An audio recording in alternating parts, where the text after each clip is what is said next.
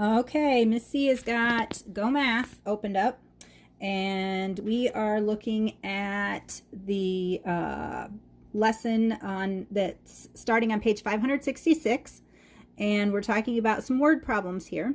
So let's read number one. First of all, let's take a quick look at what this cloud right here says. It asks me, what do I need to find and what information do I need to use? Which are two questions you should always be asking yourself when you are doing math problems.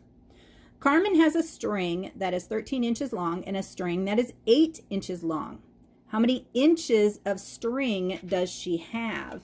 So if we look at our number line, do you guys remember how to do addition on a number line? It says she has a string that's 13 inches long and a string that's 8 inches long. So how many inches of string does she have? So are we doing addition or subtraction? You should have answered addition because they want to know how many inches of string does she have all together. So we start at 13 and we're going to add 8. So make your bumps. 1, 2, 3, 4, 5, 6, 7, 8. Okay, so we should end up with Carmen has 21 inches of string. Eli has a cube train that is 24 inches long. He removes 9 inches of cubes from the train. How long is Eli's cube train now? So are we doing addition or subtraction? And if you're not sure, remember back to how we figure out in a problem whether we're doing addition or subtraction. Remember, we have to look for those words that give us clues. So in this case, our clue word here is removes. If I remove something, what did I do? I took it away. So if I'm going to take something away, I have to subtract. So it said we started with 24, so you're going to mark clear up here, and then he takes away 9 inches. So we're going to go back 9. 1, 2, 3, 4, 5, 6, 7, 8, 9, and we end up at 15. So Eli's cube train is 15 inches long. Okay? Let's go to the next. Oh, I guess we go this way. Sorry, I'm not used to this new format here. I just got these books today, so I was thinking I had to click side to side like we normally do. Okay, on here they want us to draw a diagram. And remember, a diagram is a picture. And then we're supposed to write a number sentence using a square for the missing number. So here's our problem. Lee has a paper strip chain that is 25 inches long. He unhooks 13 inches from the chain. How long is Lee's paper strip chain now? So what is the word that's going to tell us whether we're adding or subtracting? If you found the word unhooks, you were correct. And if we unhook something, what did we do? We took it away. So if we're taking away, we are subtracting. So we're going to start at 25 and we're going to subtract 13. 1, 2, 3, 4, 5, 6, 7, 8, 9, 10, 11, 12, 13. We end up with 12 inches in our paper strip chain. Lee's paper strip chain is 12 inches long now. Okay? Number 4, Sue has 2 ribbons that have the same length. She has 18 inches of ribbon in all. How long is each ribbon? This is a tricky one because it's telling us what our total is, but it's not telling us what our add-ins are. So we have to figure out 2 equal numbers that add up, so we're looking for a double, that adds up to 18 inches of ribbon. And the reason we know we're looking for equal numbers is because it says she has 2 ribbons that have the same length. So if each of them equals 18 inches, or excuse me, if they equal 18 inches total, what is the double that we are going to add to get 18? Let me know if you can figure that one out. All right, we are at the mid-chapter checkpoint, which is on page 568. So I want you to go ahead and do that on your own. Please remember, mid-chapter checkpoint is by yourself. No cheating and getting help, okay? All right, so we started at 566, and let's see where we're headed to now. Practice and homework. Okay, so again, I'm going to have you do these on your own. So this is page 569. You're going to draw a diagram. So you're just drawing a picture, okay? So if you're using your number line, you can just do bumps on the number line, okay? You're going to read each problem and show your answer by using the number line, and then write your answer in the blank. So that's page 569. Now, number 2, it's asking us to describe how we could draw a diagram, okay, for a problem about finding the total length for 2 strings, 15 inches long and 7 inches long. What would a diagram look like if we were trying to find a total, okay? Remember, total is adding when it wants to know the total together. So you would draw a picture using the number line that would show 15 inches plus 7 inches, okay? Oh, we're at a lesson check, and remember, lesson checks are on your own. This is page 570. Okay, 570 is by yourself. Next lesson, we're in 8.6 now. So let's go to the next page, model and draw, which is page 572, okay? So 12 inches, remember I told you this, is the same as 1 foot. So our ruler, 12 inches long, 1 foot. A 12-inch ruler is 1 foot long. You can measure lengths in inches and also feet.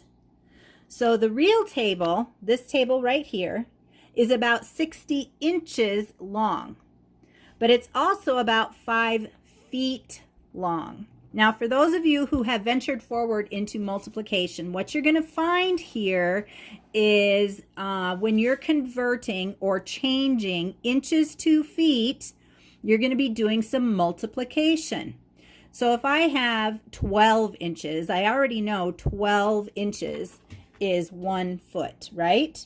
12 inches, 1 foot, that's it. But what if I have 2 rulers? What if something I have is 2 rulers long? So what am I going to do? I'm going to have to add 12 2 times. So 12 and 12 would be 24, or 12 times 2 would be 24. In this case, if this is 60 inches long, we need to know how many sets of 12 inches make up 60.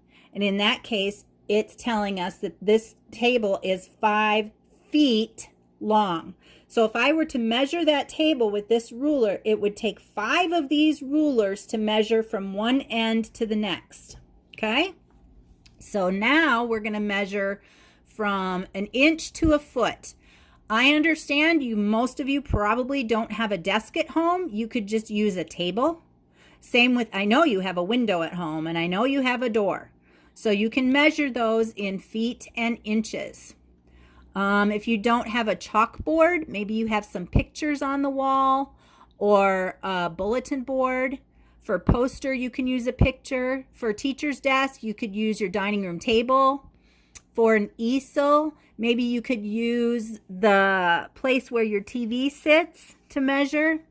Here we have another bulletin board, so you could also again do pictures, or you could do another window that's a different size, okay? All right, so back to estimation. So here it wants us to estimate the length of a real shelf in inches and in feet. So if we have a bookshelf at home, or you have a shelf where your kitchen dishes are, or you have a shelf where your dad or grandpa keeps his tools, or you have a shelf where your toys sit, they want you to estimate about how long that is.